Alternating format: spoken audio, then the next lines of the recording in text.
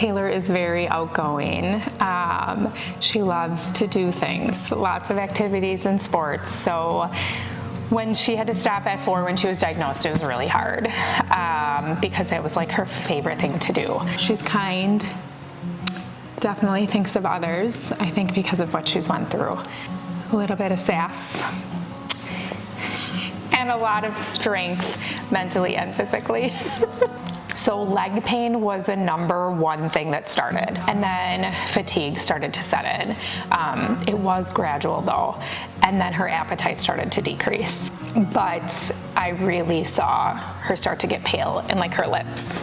And I struggled to get into her primary care doctor, and I had to advocate pretty strongly for lab work for her. And then they had called us that evening. So they said, go to the emergency room right away. And by the next day, she already had her chest port surgically implanted, and they had started chemotherapy within a day or two. It was a struggle. Getting port accesses, I didn't want to go. Like, it hurt, and I don't like going to the doctor's office. We did a clinical trial with blinatumomab, and that was like a scheduled inpatient stay. That's where they keep the bag on for a month. She was randomly chosen for that trial.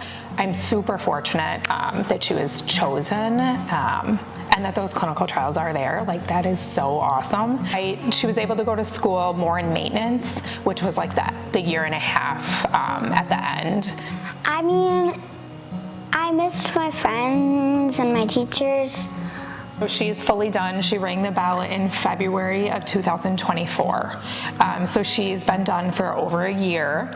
I did not have any idea what these kids go through. I did not know the lack of funding.